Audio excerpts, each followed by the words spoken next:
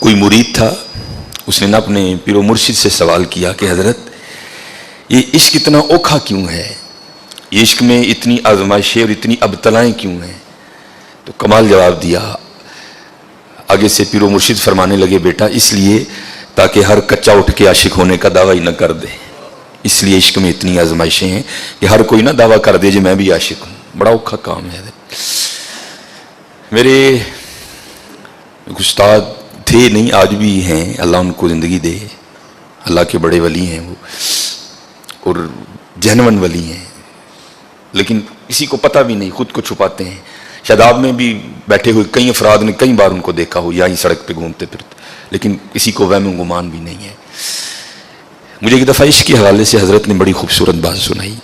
اب کہتے ہیں میں لاہور زیر تعلیم تھا، پڑھ رہا تھا، تو اب مجھے نہیں یاد کہ انہوں نے جمعرات کا یا بدھ کا، ویسے میرا گمان ہے کہ شاید بدھ ہی تھا، کہ بدھ کو نا داتا حضور نیچے پہلے محفل سما ہوتی تھی، قوالی ہوتی تھی، تو حضرت ہو محفل سما اور ہو داتا حضور تو پھر کیا کیفیت پیدا ہوتی ہوگی حضرت. تو کہتے میں بھی نا اس محفل سما میں موجود تھا. کچھ پڑھنے والے نے ایسا پڑھا، کچھ ماحول بڑا پاکیزہ، سید علی بن عثمان حجویری کا مزار مبارک. کہتے کچھ ایسی کیفیت طاری ہوئی، کچھ ایسا غلبہ آیا.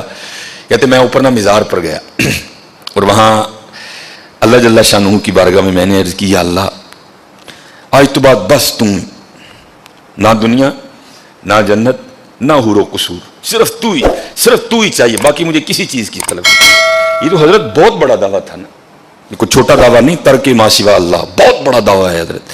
یہاں تو اللہ کہہ رہے ہیں میں ایمان والوں کو آزماؤں گا، یہ تو بہت اس سے اوپر والی کلاس ہے. جا کے تو دعویٰ کر دیا تو اب ظاہر آزمائش بھی تو آنی تھی نا. کہتے اس وقت تو کیفیت تھی نا، حال تھا. کہتے میں تھوڑی دیر بیٹھا رہا، پھر میں نا باہر نکل گیا. تو بندہ داتا حضور کے باہر رہنے تو وہاں 2 سینمے ہیں. تو کہتے میں آگے گیا تو ایک سینمے میں سے نا شو ختم ہوا تھا، تو لوگ فلم دیکھ کے باہر آ رہے تھے. تو کہتے یہ بھی نہیں کو بڑی حسین و جمیل عورت تھی، کالا سا رنگ اس کا، جس کو ہم اپنی سادی زبان میں چنگڑی بھی کہتے ہیں، وہ کو فلم دیکھ کے نہ نکلی. تو کہتے میری نظر اس کے چہرے پہ پڑی. تو کہتے ہیں مجھے اتنی وہ خوبصورت لگی، میرا دل اس کی جانب اس طرح کھنچا کہ میں چل بھی پڑا پیچھے. کہتے بس چلنا تھا تو پھر کان میں آواز کیا آئی، واہ بھائی واہ. اسے مزار تے کھلو کے سارا کچھ ہی چھڈن ڈے ہوتے ہونے کیجیے اللہ. وہاں کھڑے ہو کر دنیا بھی نہیں، عقبہ بھی نہیں، حور بھی نہیں، قصور بھی نہیں، کچھ بھی نہیں، بس یا اللہ تم. تو کہتے جب اس عورت کی جانب میرا دل مائل ہوا نا اور میں چل بھی نکلا، ایک قدم اٹھایا میں نے، تو ساتھ ہی کان میں آواز کی آئی، واہ بھائی واہ بندے ایک ہی ہے جی.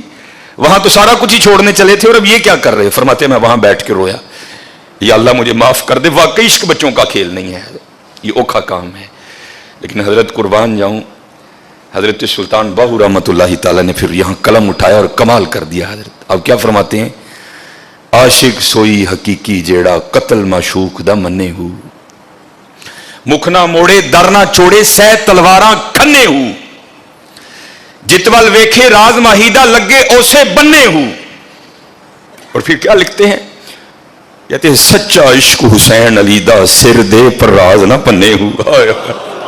یہ حسین پہ ختم ہے حضرت، یہ حسین پہ ختم. 72 جانثاروں نے کربلا میں جام شہادت نوش کیا. 72 جانثاروں نے جب ایک ایک کر کے سارے غلام قربانیاں پیش کر چکے نا،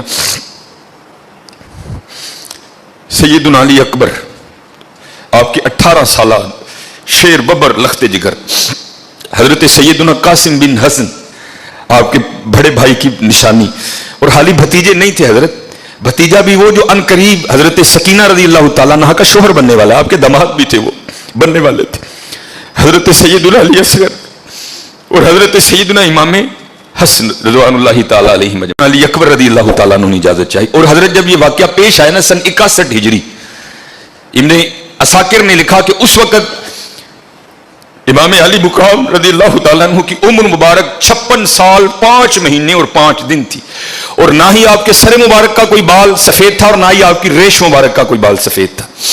حضرت علی اکبر رضی اللہ تعالیٰ نے اجازت چاہی، ابا جان اجازت دیں اب میں بھی جام شہادت نوش کروں. کوئی سوکھا کام نہیں ہے حضرت، سنانا بڑا سوکھا ہے، کرنا کوئی سوکھا نہیں ہے. وہ حسین جانتے ہیں حضرت کہ اس وقت قلب مبارک پہ کیا گزری. ایک ایک جانثار جام شہادت نوش. اب 18 سالہ نوجوان حضرت علی اکبر جانے کی اجازت طلب کر رہے ہیں. पेशानी को चूमा, सीने से लगाया, पकड़ के घोड़े पे बिठाया और फरमाया जा। अब वो तारीख लिखती है, दिखाई देता रहा अली अकबर अपनी तलवार से यजीदियों को गाजर और मूली की तरह काटते रहे, और हजरत इमाम हुसैन खड़े ये सारा नज़ारा देख रहे थे। लेकिन जब आप ज्यादा आगे चले गए ना तो धूल उठी और फिर अली अकबर दिखाई देने बंद हो गए। फिर लिखता है, लिखने वाला मुर्रख इब्न असाकिर, थोड़ी देर बाद ना इमाम अली मुकाम के लखते जिगर अली अकबर वापस आए और आकर अर्ज की, अब्बा जान अब प्यास जान निकाल रही है, अगर थोड़ा सा पानी मिल जाए तो फिर एक दफा दिखाऊं कि अली के शहजादे करते क्या हैं। आपने फरमाया, बेटा पानी तो नहीं है। आपने अपनी सूखी जुबान निकाली, फरमाया यही चूस ले।